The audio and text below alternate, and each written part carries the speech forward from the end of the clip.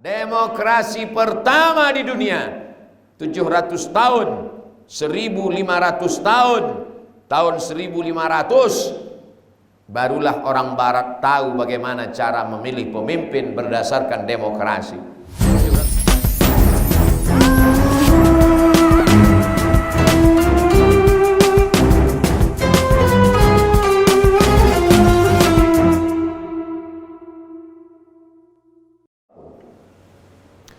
Hadirin jamaah Jumat yang dimuliakan Allah Subhanahu wa ta'ala, sekotor-kotornya orang Islam, sejorok-jorok sebau-baunya orang Islam, pada hari Jumat insya Allah dia akan mandi. Zaman dulu, zaman manusia belum tersentuh peradaban, mereka tidak mengenal parfum, mereka tidak mengenal yang namanya kebersihan. 1400 tahun yang lalu, sudah masuk 15 abad, dihitung dari pindahnya Nabi Muhammad SAW dari kota Makkah ke kota Al-Madinah Al-Munawwarah. Nabi mengajarkan potong kuku, Nabi mengajarkan khitan, Nabi mengajarkan mandi, Nabi mengajarkan bersuci, bahkan kesucian dijadikan sebagai bagian dari iman.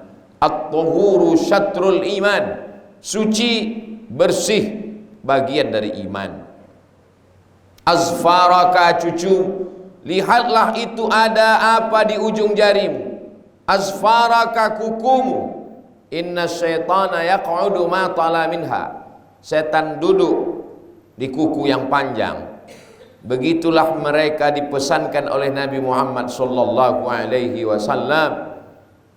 Diajarkan setiap orang yang akan melaksanakan salat, laula an asyqa ala ummati, kalau tidak memberatkan bagi umatku, la amartuhum bisiwak, aku perintahkan mereka gosok gigi, bersiwak, inda kulli shalah, setiap mau salat, mulutnya bersih. Bagaimana dengan wajahnya? Idza qumtum ila shalah, kalau kamu mau salat, fagsilu wujuhakum, basuh cuci muka wajahmu. Wa aydiyakum ilal marafiq, tangan sampai siku. Wamsahu bi ru'usikum, kepala, telinga. Wa arjulakum ilal ka'bain, kaki sampai mata kaki. Diajarkan memakai wangi-wangian, harum-haruman. Mengapa? Innal malaikata tata'adza, malaikat tersakiti dengan bau-bau yang busuk. Itulah mengapa dalam majlis-majlis pengajian, majlis habsyi, majlis maulidur rasul, majlis tahlil dan zikir, dihidupkan harum-haruman semerbak wangi dari getah kayu yang dikenal dengan menyan, dari pohon yang ada di dalam kayu berwarna hitam disebut dengan gaharu cendana. Mengapa demikian? Karena Islam mengajarkan mata melihat yang baik, hidung mencium harum semerbak yang baik, kulit, tangan, kepala, kaki, gigi, mulut, semuanya dianjurkan yang baik-baik, yang bersih-bersih, yang harum-harum. Al-Quran suci, la yamassuhu illal mutahharun, tidak boleh disentuh kecuali orang yang juga suci. Kita mungkin tidak kaya, pakaian kita tidak mewah, tapi insya Allah suci dan bersih. Kita mungkin bukan konglomerat, kita mungkin bukan pejabat, kita tidak punya harta yang banyak, tapi insya Allah badan kita, pakaian kita suci. Suci tempat, suci pakaian, suci badan. Setelah itu kita sucikan hati batin. Setelah semuanya bersih, mandi, wudu, gosok gigi, kita menghadap ke arah kiblat. Kita sucikan diri kita dengan menyebut nama Allah dan nama Nabi Muhammad SAW. Asyhadu an la ilaha illallah wahdahu la syarikalah, wa asyhadu anna Muhammadan abduhu wa rasuluh. Allahumma ja'alni minat tawwabin. Dulu saya, aku, kami mungkin banyak dosa, maksiat, jadikan kami minat tawwabin, orang yang bertaubat. Waj'alni minal mutatahhirin, jadikan kami orang yang mensucikan diri. Waj'alni min ibadika shalihin, Jadikan kami menjadi orang-orang yang soleh. Siapa yang membawa ajaran ini? Siapa yang mengajarkan kita? Yang mengajarkan kita tentang kesucian, kebersihan ini adalah Sayyidina wa Maulana Muhammad sallallahu alaihi wa alihi wasallam. Maka kita ajarkan anak-anak kita, karena kita tidak memakai kalender Muharram, Safar, Rabiul Awal, Rabiul Akhir. Kalender yang kita pakai Januari, Februari, Maret, April. Kalau tidak kita ingatkan mereka, kita tidak lagi mengingatkan anak cucu kita. Lupa siapa yang mengajarkan kita tentang kesucian ini. Yang mengajarkan kita adalah Nabi Muhammad SAW. Dan ini penghujung bulan Safar, tidak lama lagi kita akan masuk bulan kelahiran Nabi Muhammad sallallahu alaihi wasallam. Mengapa Abu Bakar Siddiq, Umar, Uthman, Ali, Talha, Zubair mereka tidak pernah membuat acara khusus untuk mengenang Nabi Muhammad?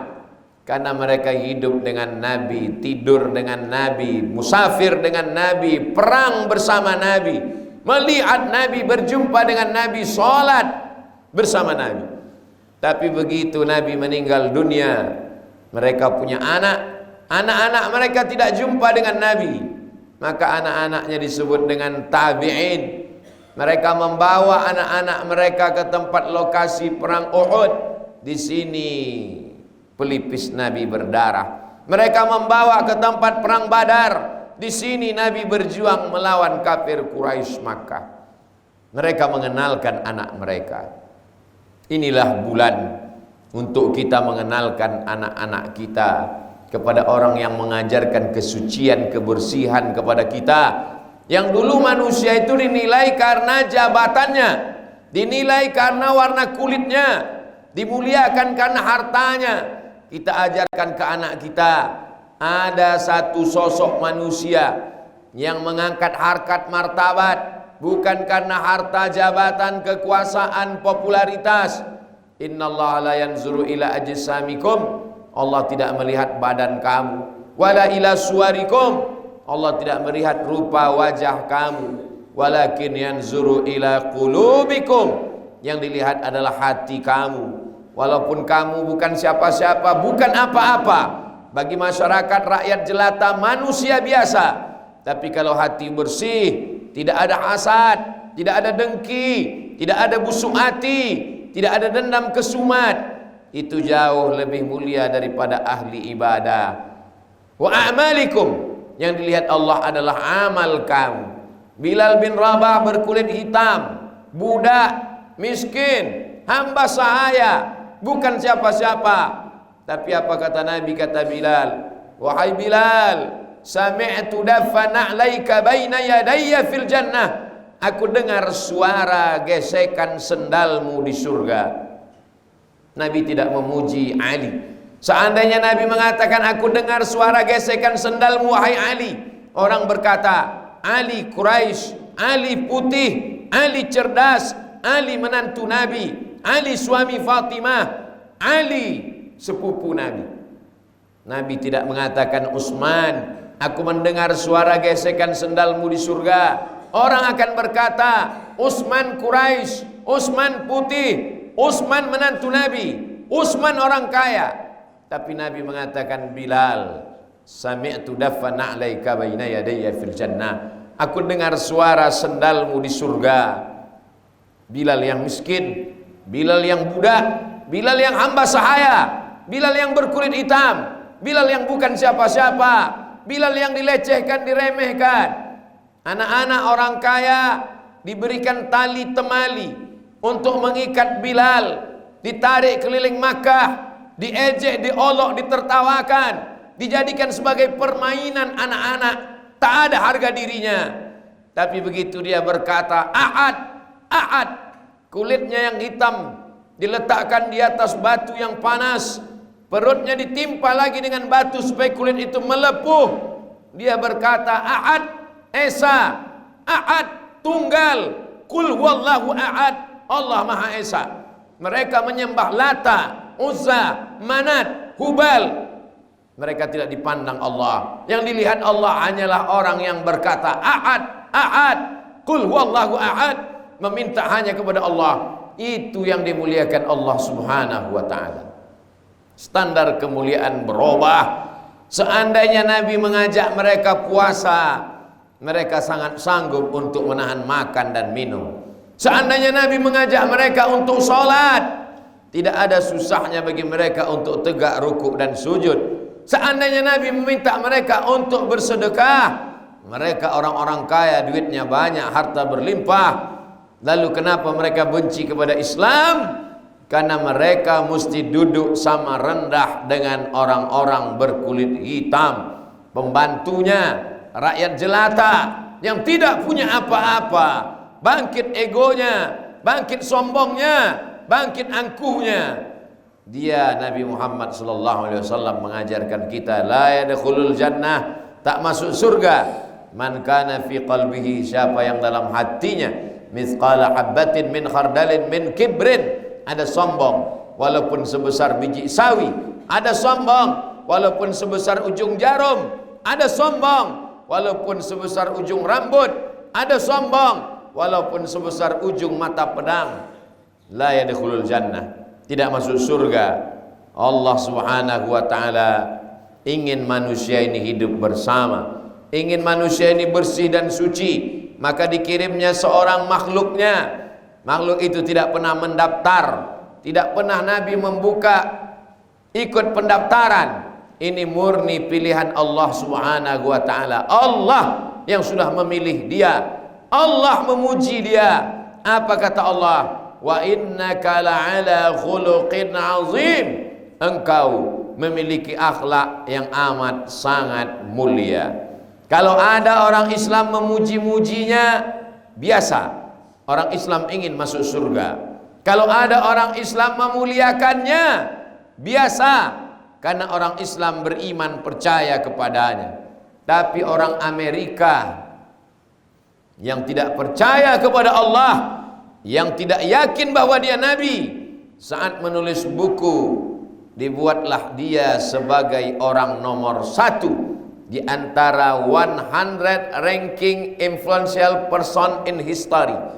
100 tokoh dunia yang paling terkenal, paling populer, yang nomor 1 Nabi Muhammad sallallahu alaihi wasallam. Orang ini bernama Michael H. Hart. Maka pemerintah Mesir ingin tahu apa yang membuat orang ini membuat Nabi Muhammad nomor 1 dalam bukunya. Diundang oleh Majlis A'la Lissu'un Al-Islamiyah ke Kairo untuk mempresentasikan apa yang membuat kamu menjadikan dia nomor 1 di antara tokoh-tokoh dunia, dari Asia, Eropa, Amerika sampai Afrika. Dari sejak zaman Nabi Adam sampai hari ini, kenapa dia yang nomor 1? Alasan yang pertama, karena dia bukan anak raja. Kalau ada raja hebat, karena bapaknya raja. Dia bukan raja, dia anak yatim, belum lahir ke dunia, ayahnya sudah meninggal. Imam Al-Barzanji menulis dalam syair Maulid Barzanji, walamma tamma min hamlihi syahrani ala ashuril aqwalil marwiyah tufiya bil madinatil munawwarati abuhu Abdullah. 2 bulan dia dalam kandungan Aminah, meninggal bapaknya Abdullah dalam perjalanan dagang. Dia anak yatim, dia bukan apa-apa, dia bukan siapa-siapa, kata orang barat yang meneliti hidupnya. Hidupnya sebatang kara. Saat dia perlu kasih sayang seorang ibu, ibunya meninggal. Dibesarkan oleh kakek, kakeknya meninggal. Orang selalu mengkambing hitamkan orang tua. Kenapa nakal? Kenapa tidak berprestasi? Karena orang tua broken home, karena kurang kasih sayang. Nabi Muhammad orang paling kurang kasih sayang. Ayahnya meninggal, ibunya meninggal, kakeknya meninggal, tapi dia menjadi orang yang sukses dan berhasil. From zero to hero, dari nol menjadi tokoh dunia akhirat, mulia di hadapan manusia. Mengapa dia dipilih menjadi nomor 1? Nabi Musa alaihi salam membawa Bani Israel 600.000 orang dari Mesir menuju Palestina. Dipukulkan tongkatnya, famfajarat min husnata asyrata aina, memancar 12 mata air.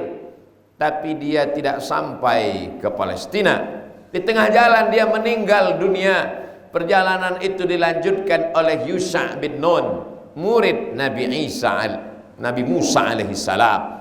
Bagaimana dengan Nabi Muhammad sallallahu alaihi wasallam? Ketika dia meninggal, kota Madinah berkilau cahaya, disebut dengan Al-Madinah Al-Munawwarah.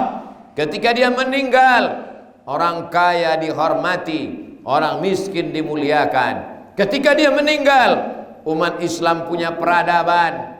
Saat itu kalau ada orang meninggal, anaknya dijadikan sebagai pengganti. Ketika Syahinsyah Kisra penguasa Persia mati, anaknya perempuan bernama, seorang perempuan diangkat, buran dilantik menjadi pengganti bapaknya. Tapi Nabi Muhammad SAW meninggal. Sahabat Nabi bermusyawarah, wa amruhum syura bainahum, mereka bermusyawarah. Demokrasi pertama di dunia, 700 tahun, 1500 tahun, tahun 1500 barulah orang barat tahu bagaimana cara memilih pemimpin berdasarkan demokrasi. 700 tahun